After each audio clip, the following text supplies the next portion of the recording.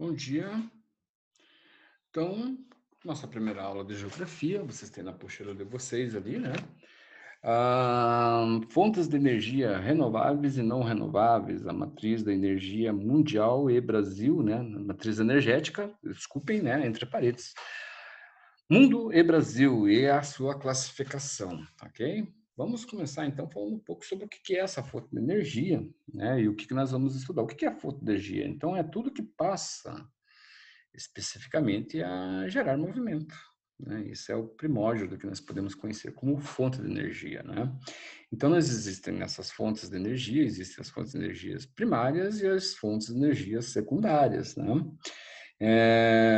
Podemos colocar, por exemplo, o vento, por exemplo, a fonte de energia ele pode ser primário, pode ser pode gerar uma fonte de energia primária, como pode gerar uma fonte de energia secundária. Veja, por exemplo, o caso de um barco, por exemplo, né? Ele pode ser direto, um barquinho com vela lá, né? Coloca a vela, arma a vela lá, e dependendo né, do conhecimento dessa pessoa, né, esse barco ele vai manipulando ali, né, manuseando ali a vela ali, e ele pode ir para onde ele queira ir, né? Claro que sim, relativo ao conhecimento, né? Nada se faz se você não o tiver. Então, isso é a primeira coisa. Mas o vento também ele pode agir com uma energia eólica, né? Ou seja, esses cataventos, né? Né? Como se chama? Não lembro o nome, mas ele pode... Quando você vai no sul de Santa Catarina, tem vários, né? Ele pode servir de uma energia secundária, porque a energia cinética ele pode gerar energia elétrica, né? Então, a matriz energética, então, é um conjunto de recursos, né, utilizados no mundo. Então, existem várias, né, a matriz energética existem várias, né, e dentro dessas várias matrizes energéticas, né, o mundo se utiliza para o quê? Né, para a sua sobrevivência. Certo? Dentro disso, né, essas matrizes elas geram o trabalho, né, e esse trabalho gera um movimento, né? Né? E é o que causa a energia, certo? Então, nessa concepção nós temos, né, vamos colocar lá as fontes de energias renováveis e não renováveis, né? O que nós poderíamos entender como fontes de energias renováveis ou não renováveis? Aquilo que nós podemos, renováveis é que nós podemos repor. Por exemplo, a cana, né? Cana de açúcar, né? Ela serve de fonte, creio, né? Vai ser a matéria-prima para, né, criar o álcool ali, né?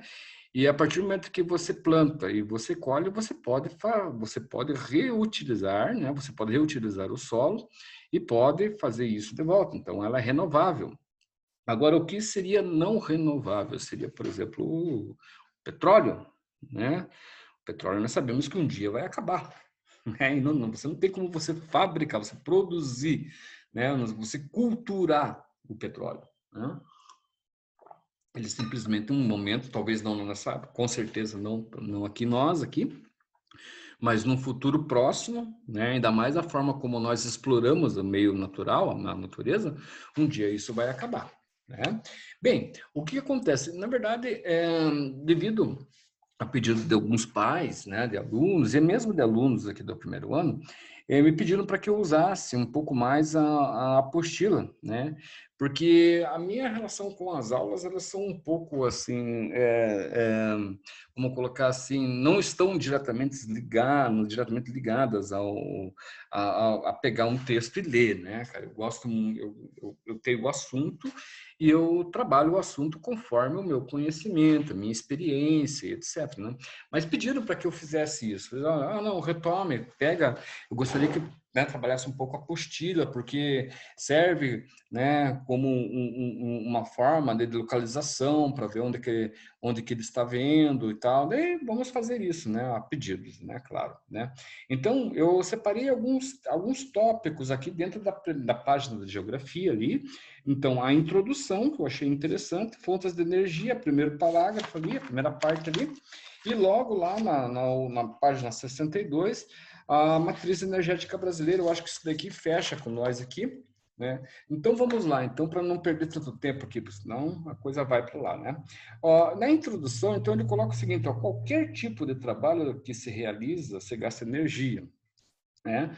Uma energia que é limitada pelos nossos dotes físicos, por exemplo, né?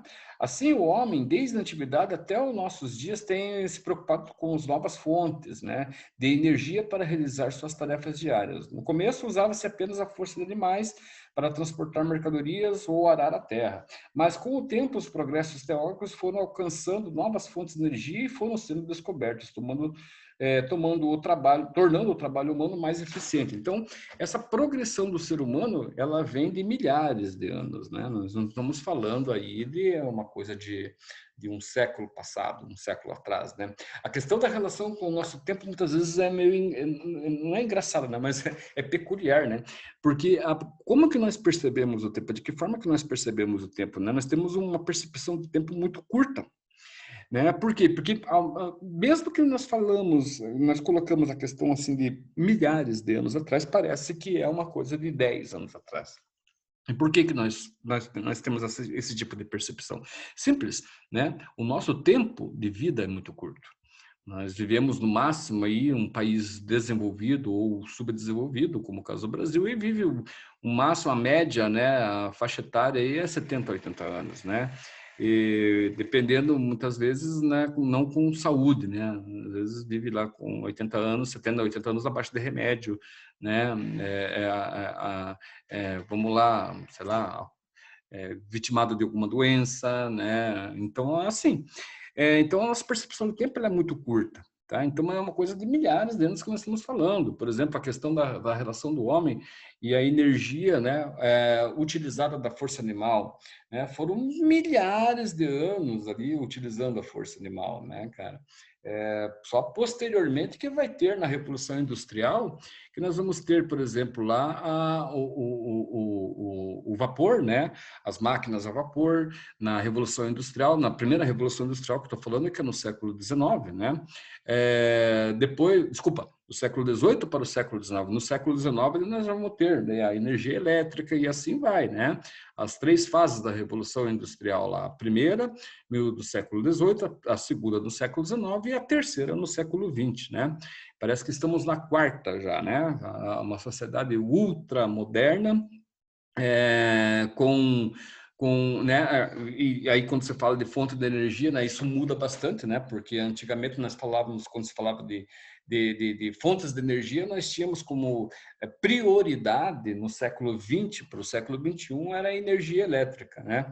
Hoje já não mais, né? Hoje nós temos outras fontes, por exemplo, do próprio Sol, né, cara? As placas, né, que acumulam a energia do Sol, né, e distribui isso, né, na necessidade da noite, né? Em alguns ambientes, né, está se fazendo, né? Já se tem essa tecnologia, né? Vamos colocar assim, fazendo parte já vamos colocar assim, da população, das pessoas, né? Mas é claro que em países que têm essa, não só a consciência, né, mas tem e desenvolve esse projeto, né, por meio de sua economia, né? Ainda se no Brasil, por exemplo, quando se trata a questão de fontes de energia, ainda nós estamos explorando o que não deveríamos explorar com relação ao mundo. Nós vamos ver isso com mais detalhes. Certo? Nós não deveríamos mais estar explorando, por exemplo, o que nós exploramos com relação ao petróleo, não deveríamos mais estar explorando o que nós exploramos com relação à própria natureza, né? Que são ou dizem respeito vamos colocar a questões alternativas, né, a fontes alternativas, né? No Brasil, por exemplo, nós temos as usinas hidrelétricas, né? Olha só que loucura, o Brasil, eu acho que ele concentra boa parte de todo o mundo, né? Boa parte de água doce está aqui no Brasil, né? E nós utilizamos pouquíssimo essa fonte de energia, né? Essa fonte de energia hídrica, né, que promovem as hidrelétricas, né, que surgem, né, que nascem, que se constrói as hidrelétricas, elas é difícil, né? Porque primeiro que nós não temos uma estrutura para interferir no meio ambiental de uma forma que não agrida. Sacou? É mais ou menos assim. Se você vai, eu não sei se vocês já chegaram né? Isso eu estou falando para os alunos aqui do presente, da sala de aula, né? Lógico, na aula remota, né? Mas os que irão assistir essa aula, né? Se vocês já conhecem, né? Ali aquela região ali do Mato Grosso, né? Se vocês já fizeram, já voaram ali, vocês sabem quando vocês estão chegando, sei lá, para Manaus, por exemplo, ali, né? Vocês, cara, é uma coisa absurda, né? O tamanho daquilo são praticamente quase 8 horas de viagem que você está, 8 horas de viagem que você, né? Você sobrevoa um tapete verde, cara, né? Então é muita coisa, muito rio. Como que uma indústria, né? Como que uma empresa que se promova a utilizar do recurso, né, do rio, né, criando uma hidrelétrica, vai chegar numa região daquela, né? Então, pelo que se sabe, 30% apenas de 100, 30% apenas nós utilizamos da natureza, né, dos recursos da hidrelétrica, apenas 30%. Então tem 70%. Por isso que o Brasil, de uma certa forma, ele é visto, né, por países, né, vamos colocar assim, de primeiro mundo, né, como um país promissor, mas não um país promissor para ele, vamos colocar, se tornar promissor, promissor para os outros, né? Então nós temos ali também o carvão, que é do sul. Isso estou fazendo uma relaçãozinha, não está ali na apostila, né, a respeito das fontes, né? O carvão, que é do sul do Brasil, a Angra dos Reis, a energia nuclear, pré-sal e as energias alternativas, então, né?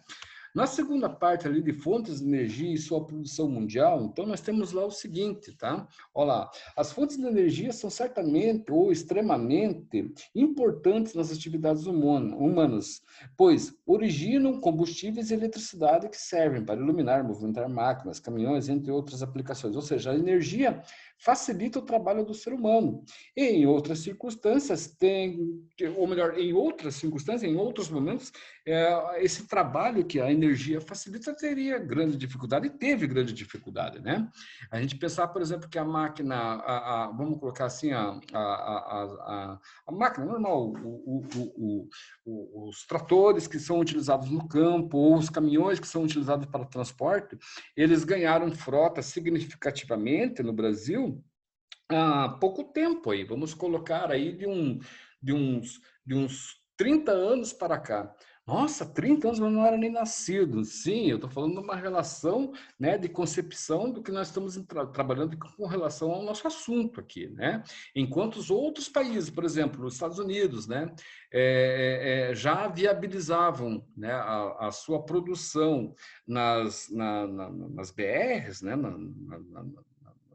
nas estradas, aqui ainda estava no começo, ainda aqui no Brasil a coisa toda estava se fazendo ainda, estava se construindo, e ainda assim não se construiu. Você veja, temos vários problemas, né, quando se fala, por exemplo, a respeito disso tudo, né? Por quê? Porque o Brasil ele foi construído numa emergência praticamente, né? O século do século passado para o século atual.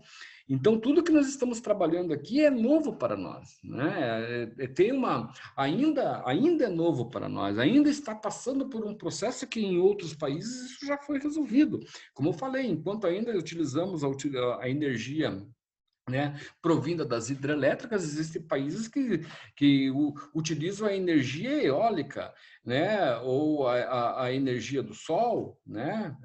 Então são coisas que já foram superadas justamente, tá, para não interferir mais nessa questão dos recursos não renováveis, né? Dentre eles o próprio petróleo, né? Então são questões que muitas vezes já foram superadas, né, economicamente. Nós que estamos aqui, ainda estamos passando por esse processo, né? E ainda virão outros países que passarão pelo processo que nós estamos passando, né? Por exemplo, alguns países da África, do continente africano, ou mesmo alguns países ainda aqui do continente sul-americano, né? Então, são questões que, aos poucos, elas vão se encaixando. Isso tudo tem uma relação diretamente com a economia, tem que se pensar também nisso, né? Quando você fala, por exemplo, da questão das energias, né? Da questão da energia ou das fontes de energia ligadas à questão do renovável e do não renovável, isso não importa quando, por exemplo, você tem um país numa condição social, né? Que depende de fontes de energias não renováveis, né? Ele tem que comer, ele tem que fazer alguma coisa, tá? Ele vai ter que explorar aquilo, infelizmente, né? Nós temos isso, por exemplo, em todos os aspectos, quando se trata de bio, né, de vida, né, de biologia no mundo, né? Existem ainda regiões, por exemplo, você pega algumas regiões do planeta e ainda que se caçam, né, baleias, né, que se utiliza um óleo de baleias, Japão, China, aquela região ali mais do Oriente ainda, né, aquela região do Oriente, desculpe, né, são regiões que para eles não importa, o que importa é a sobrevivência, né? Aqui no Brasil mesmo, você pega regiões assim, como eu falei, do Mato Grosso ali, do Amazonas, aquela região toda ali, em que são comercializados, a biologia é comercializada assim, numa cara dura, assim, né? Pássaros vendidos, animais que em extinção, que são vendidos, né? A própria exploração do meio natural, a corte de madeira, né? A poluição da água, isso não importa, né? O que importa é vamos colocar, a sobrevivência, muitas vezes em particular, ou da pessoa ou de um grupo de pessoas. Né? O que está ocorrendo lá no norte, né? No nordeste hoje, né? Com relação às terras lá, né? Essas, vamos colocar assim, essas particulares, né? Grupos, né? Como é que se chama? Milícias particulares defendendo propriedades, né? Muitas vezes aí de pessoas que talvez até nós conhecemos, entendeu? Ou políticos ou pessoas famosas defendendo propriedade, tocando o índio, né? Tocando, né? Marginalizando, matando, enfim, né? Tocando horrores, né, cara? Então são tudo diz respeito a uma condição da nossa natureza que de uma certa forma não era imprevisível, era previsível que isso acontecesse. Né? O ser humano, de uma certa forma, tem aquela imprevisibilidade e previsibilidade. Então, será que o ser humano é previsível ou é imprevisível? Mesmo sabendo, né, do caminho que ele traça, né, da sua história, da sua vida, como que isso acontece? Então, na outra página, na página 62, você tem as matrizes energéticas brasileiras, brasileira, que é o nosso tema especificamente, né? Com relação ao nosso assunto aqui, né?